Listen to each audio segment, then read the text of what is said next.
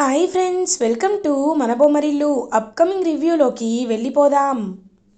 రుద్ర అంత డ్రింక్ చేసి రావడానికి కారణం పారు అని తెలుసుకుంటుంది గంగా. ఎందుకంటే పారు, నువ్వు లూజర్వి రుద్ర, లూజర్ లాగే నిన్ని సొసైటీ చూస్తుంది అని కావాలనే రుద్రాని డిస్గ్రేడ్ చేసే మాటల్ని బాగా మైండ్లోకి ఎక్కించిందే పారు అని తెలుసుకొని ఎలా అయినా పారుని చంపేయాలని, పారు అంతు చూడాలి అని పరుగు పరుగున గంగా బయలుదేరుతుంది. పారుని చంపేయడానికి గంగ వెళ్ళిందని తెలుసుకొని ఇషిక సూర్య దగ్గరికి వస్తుంది. చూడండి, మీ గురించే నేను ఎదురు చూస్తున్నాను. గంగా పారుని చంపడానికి వెళ్తుంది, మీరు వెళ్ళి ఆపండి అంటే, అమ్మో వదినని ఆపడం మా వల్ల కాదు, కాబట్టి రుద్రాన్నయ్య ఒక్కరే ఆపగలరు అని ఇంకా ఫుల్గా నిద్రపోతున్న రుద్ర మొహంపై వాటర్ కొడతారు సూర్య అండ్ వంశీ.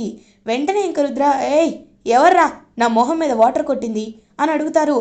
అన్నయ్య అన్నయ్య నువ్వు నువ్వు పారు వల్ల ఇలా అయ్యావని గంగ వదిన పారుని చంపడానికి బయలుదేరిందన్నయ్య అని అంటాడు వంశీ. ఒక్కసారిగా రుద్ర షాక్ అవుతాడు. రే ఏమంటున్నావురా అని అంటారు. అవునన్నయ్య నిజం చెప్తున్నావు, కావాలంటే మీరు పారు ఇంటికి వెళ్ళండి అన్నయ్య, అక్కడ ఖచ్చితంగా పారు పైకి పోయి ఉంటుంది, మీరే వెళ్ళి ఆపాలి అని ఇంక అక్కడి నుండి వెళ్ళిపోతారు సూర్య అండ్ వంశీ. వెంటనే ఫేస్ బాగా వాష్ చేసుకొని ఇంకా అలా రుద్ర అయితే పరుగు పరుగున పారు వాళ్ళ ఇంటికి బయలుదేరుతాడు. ఇది ఇలా ఉండగా పారుని వెంటాడి వేటాడుతూ ఉంటుంది గంగా. పారు ప్రాణ భయంతో పరుగులు పెడుతూ పోలీస్ స్టేషన్కే డైరెక్ట్గా వెళ్ళి, అమ్మో ఆ గంగ నన్ను చంపేస్తుంది, నేను లాకప్లో దాక్కుంటాను అని లాకప్లోకి వెళ్ళి దాక్కుంటుంది. ఇంకా అలా గంగ, ఏయ్ ఏంటి నన్ను చూసి భయపడుతున్నావు, నీకు దమ్ముంటే రావే, ఇవాళ ప్రాణాలతో ఎలా ఉంటావో చూస్తాను అని అంటారు. వెంటనే అక్కడికి ఇన్స్పెక్టర్ వచ్చి, ఏమ్మా ఒక్క నిమిషం ఆగు, ఏంటి ఏంటి పని, నువ్వు ఆ అమ్మాయిని ఎందుకు చంపాలనుకుంటున్నావు, నీపై కేసు పెట్టచ్చు తెలుసా అని అంటారు. సార్ నాపై కాదు సార్ కేసు పెట్టేది, ఇదిగో ఈ పారు పైనే కొన్ని వందల కేసులు పెట్టచ్చు సార్. అన్యాయంగా నా భర్తని మోసం చేసి పెళ్లి చేసుకోవాలనుకుంది, అది కుదరలేదని నా భర్తని ఒక డీగ్రేడ్ చేస్తూ లూజర్గా తన్ని సొసైటీలో చిత్రీకరించాలనుకుంటుంది, తను చాలా కుట్రలు చేసింది సార్ అని అంటారు.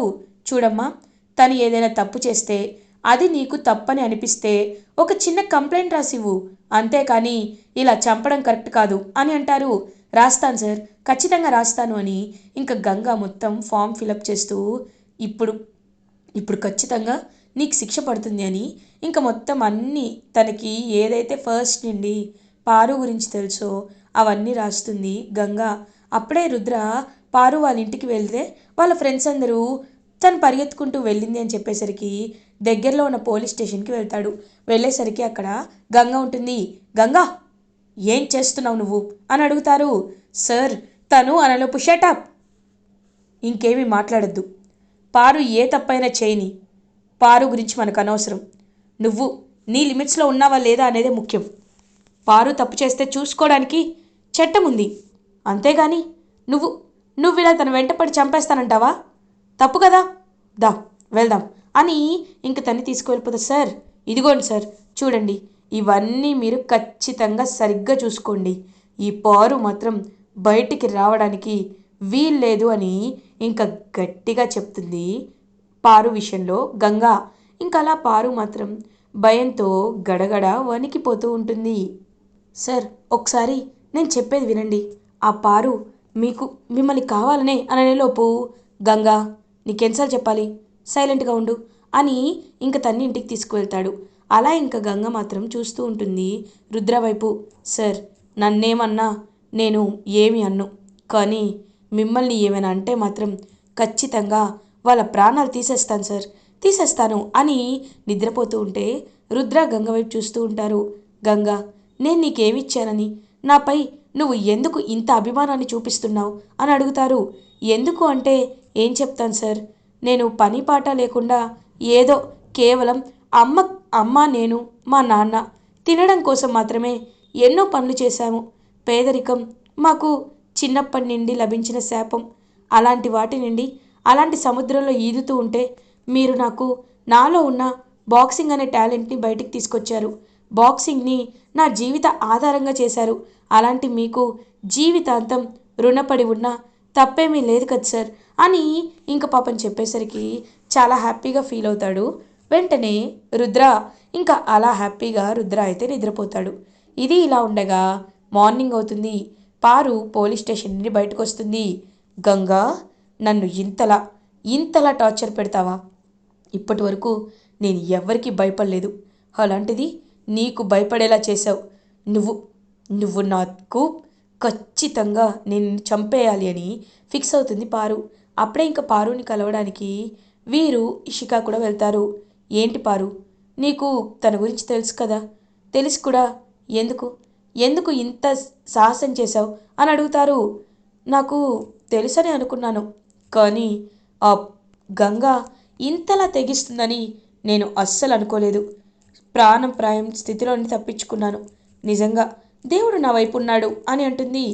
చూడు, ఇకపై అయినా నువ్వు చాలా జాగ్రత్తగా ఉండాలి, లేకపోతే నిన్ను మళ్ళీ ఆ గంగ చంపేసే అవకాశం ఉంది, సరేనా అని వీరు ఇషిక ఇద్దరు మాట్లాడి అక్కడి నుండి ఇంటికి వెళ్ళిపోతారు. ఇది ఇలా ఉండగా శకుంతల అటు ఇటు తిరుగుతూ ఆలోచిస్తూ రుద్ర మాట్లాడిన మాటల్ని గుర్తు చేసుకుంటూ ఉంటుంది. అయినా సరే ఇంక రుద్ర గురించి బాను నేను చంపలేదు, ఆ విషయాన్ని ఎప్పటికీ మీకు చెప్పలేకపోతున్నాను అని అన్న విషయాల్ని గుర్తు చేసుకుంటూ బాధపడుతూ ఉంటుందన్నమాట శకుంతల. ఇంకా అలా శకుంతల నిద్రపోతే తనకి బాను కనిపించినట్టే జరుగుతుంది. అమ్మ, నన్ను నన్ను అన్నయ్య ఏమీ చేయలేదు, అన్నయ్య చాలా మంచివాడు అని చెప్పినట్టు గుర్తొస్తూ ఉంటుంది. ఇది నిజమా కల, నాకేమీ అర్థం కావటం లేదు అని పాపం అలా శకుంతల ఆలోచిస్తుంటే విజయేంద్ర, ఏంటి శకుంతల, ఏం ఆలోచిస్తున్నావు అని అడుగుతారు. "ఆ, నేను ఆలోచిస్తుంది మన భాను గురించే. భాను అంతలా అందరికీ సహాయం చేస్తాడు, అలాంటిది భానుని రుద్ర చంపలేదు అంటే ఎవరు చంపుంటారు?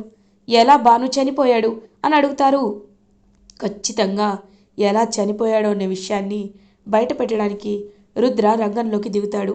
ఇది అసలు హత్య లేకపోతే కేవలం ఒక మర్డర్ మాత్రమేనా అనే విషయాన్ని మనం తెలుసుకోవాలి అంటే మనం ఏదైనా ప్రయత్నించాలి. రుద్రకి నేను రేపు పొద్దునే చెప్తాను, ఖచ్చితంగా అప్పుడు రుద్రే ఈ కేసుని మళ్ళీ ఓపెన్ చేస్తాడు అని ఇంకా శకుంతలకి ధైర్యం చెప్తాడు వెంటనే విజయేంద్ర. ఇది ఇలా ఉండగా మార్నింగ్ అవుతుంది. రుద్ర అలా ఇంకా హాల్లోకి వచ్చి కూర్చుంటే శకుంతల రుద్ర వైపు చూస్తూ ఉంటుంది. రుద్ర అని పిలుస్తుంది. వెంటనే రుద్ర చాలా హ్యాపీగా శకుంతల వైపు చూస్తూ ఉంటారు. పెద్దమ్మ అని అంటారు.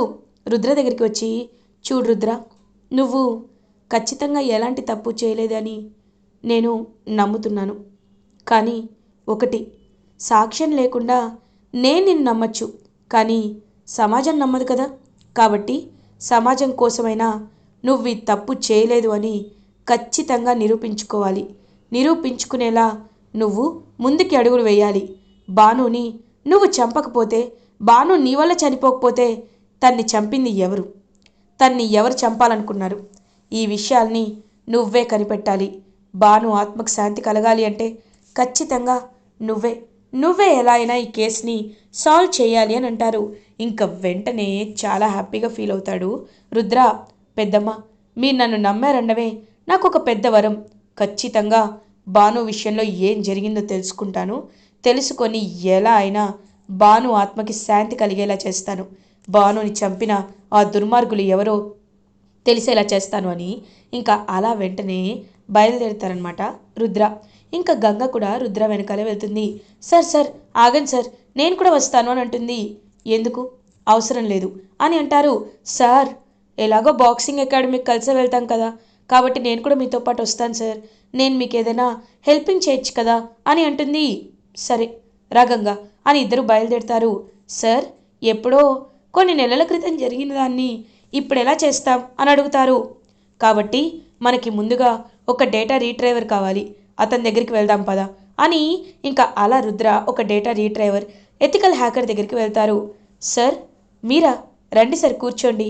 మీ వల్లే నేను ఈ స్థాయిలో ఉన్నాను. మా అమ్మ నాన్న చనిపోయిన తర్వాత నాకంటూ ఎవరూ లేకపోతే భానుగారే నాకు ఎంతో హెల్ప్ చేశారు. అన్నయ్య చనిపోయారని తెలిసాక నేను చాలా బాధపడ్డాను సార్ అని అంటారు. భాను చావుకి కారణమైన వాళ్ళని వెతికి కనిపెట్టే ప్రాసెస్లో నువ్వు నాకు హెల్ప్ చేయాలి కిరణ్, నీకు ఓకేనా అని అడుగుతారు. సార్ నేను ఏదైనా చేస్తాను సార్, చెప్పండి అని అంటారు. నీకు ఎథికల్ హ్యాకింగ్ వచ్చు కదా, కాబట్టి నువ్వు ఒక పని చేయాలి. ఆ రోజు బాక్సింగ్ రింగ్లో నేను అరెస్ట్ అయిన రోజు అసలు బాక్సింగ్కి ఎవరెవరు వచ్చారు ఆ రింగ్కి, అసలు ఎవరు నన్ను అనుమానంగా చూస్తున్నారు, ఎవరిపైనైనా డౌట్ ఉందా అనే విషయాల్ని నేను తెలుసుకోవాలి అంటే ఇప్పుడు అవన్నీ కరప్ట్ అయిపోయాయి, డిలీట్ అయిపోయాయి అంటారు. ఆ డిలీట్ అయిపోయిన మొత్తం డేటాని నువ్వు రీట్రై చేయాలి, న్యూస్ ఛానల్స్లో కవర్ అయిన వాటిని కూడా నువ్వు రీట్రై చేయాలి అని అంటారు. ఓకే సార్ ఇప్పుడే చేస్తాను అని ఇంకా మొత్తం న్యూస్ ఛానల్స్లో ఆ రోజు రుద్ర అరెస్ట్ అయిన తర్వాత, లైక్ రుద్ర అరెస్ట్ అవుతున్నప్పుడు కానీ దాని ముందు కానీ మొత్తం అన్ని వీడియోస్ని అసలు ఆ బాక్సింగ్ రింగ్ దగ్గరికి ఎవరు వచ్చారు, ఎవరైనా అనుమానంగా ఉన్నారా అనే విషయాలన్నిటినీ మొత్తం జల్లెడ పడుతూ ఉంటారు. అలా పట్టినప్పుడే ఎస్ మొత్తం అయిపోయిన తర్వాత నేను వెళ్ళిపోయాను. తర్వాత భాను కోపంగా వచ్చాడు, వచ్చి పైకి వెళ్తున్నాడు.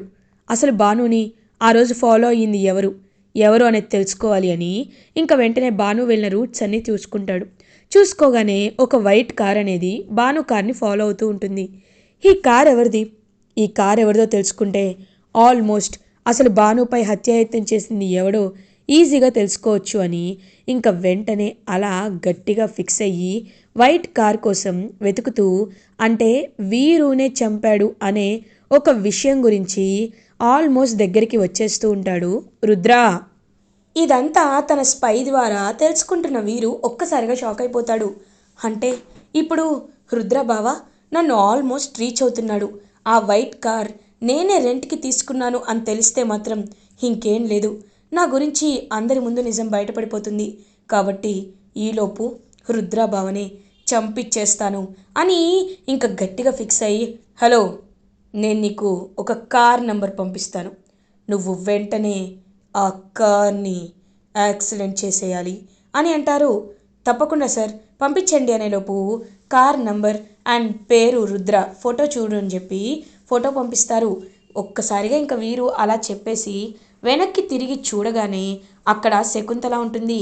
శకుంతల ఒక్కసారిగా షాక్ అయిపోతుంది. వీరు అంటే నువ్వు నువ్వు రుద్రని చంపాలనుకుంటున్నావా దుర్మార్గుడా, నేను నిన్ను ఎంతలా నమ్మాను, ఎంతలా ఆదరించాను, అలాంటిది నువ్వు నా కొడుకు వీరుని చంపాలనుకుంటావురా అని చెప్పి ఇంకా బాగా వీరు చెంప పగలకొట్టి, ఇప్పుడు చూడు నిన్నేం చేస్తాను అని ఇంకా వెంటనే అలా బయటికి వెళ్తూ ఉంటే, ఆగండి అత్తయ్య గారు, ఎక్కడికి వెళ్తున్నారు, ఏం చేయాలనుకుంటున్నారు, అయినా మీరు వెళ్తే మాత్రం మేము ఊరుకుంటాం అనుకుంటున్నారా, అస్సలు ఊరుకోం, ఖచ్చితంగా మిమ్మల్ని పైకి పంపిస్తాం అని ఇంకా అలా వీరు అండ్ ఇషిక ఇద్దరు కలిసి కట్టేస్తారనమాట పాపం శకుంతలాని. ఒక్కసారిగా ఇంకా అలా షాక్లో ఉండిపోతుంది శకుంతల. నిన్ను కన్న కొడుకులా చూసుకున్నాను కదా అని అంటే, అవును చూసుకున్నావు, కానీ నేను నీ కన్న కొడుకుని కాదు కదా, నీ ఫ్యామిలీ మీద నాకెప్పటి నిండో పగుంది, రా వెళ్దాం అని ఇంకా అలా తీసుకువెళ్తూ ఉంటే ఒక్కసారిగా ఇంకా అలా అక్కడికి రుద్ర వస్తాడు. రుద్రని చూసి ఒక్కసారిగా షాక్ అయిపోతారు. అంటే తెలిసిపోయిందా అని చెప్పి ఇంకా అలా చూస్తూ ఉంటే ఒక్కసారిగా రుద్ర అయితే గట్టిగా వీరుని కొడతాడు. కొట్టి శకుంతలాని కాపాడుకుంటారు. ఇంకా ఎప్పుడైతే క్లియర్గా రుద్ర అండ్ గంగ ఇద్దరు వస్తూ ఉంటారు కారులో ఇంటికి, అప్పుడే శకుంతల నుండి ఫోన్ కాల్ అనేది ఉండిపోతుందన్నమాట. సో అలా అర్థమయ్యి, అంటే పెద్దమ్మ ప్రమాదంలో ఉంది అని వెంటనే వాళ్ళ పెద్దమ్మని కాపాడుకోవడానికి వస్తాడు. సో అలా వాళ్ళ పెద్దమ్మని కాపాడుకోవడానికి వచ్చి వీరుని బాగా కొట్టి, నువ్వు ఎందుకు ఇలా చేస్తున్నావో నాకు తెలీదు, కానీ ఒకటి మాత్రం నిజం, నిన్ను ఖచ్చితంగా పోలీసులకు అప్పచెప్తానని ఇంకా బాగా వీరుని కొట్టి పోలీసులకి అప్పచెప్తాడు వెంటనే రుద్ర. అలా వీరు నిజస్వరూపం బయటపడి అరెస్ట్ అయ్యి అక్కడి నుండి వెళ్ళిపోతాడు. ఇలా ఎపిసోడ్ ఎండ్ అవుతుంది. ఫర్దర్ ఎపిసోడ్ రివ్యూస్ ముందుగా మీకు కావాలి అనుకుంటే మా ఛానల్ని సబ్స్క్రైబ్ చేసుకోండి. Thanks for watching.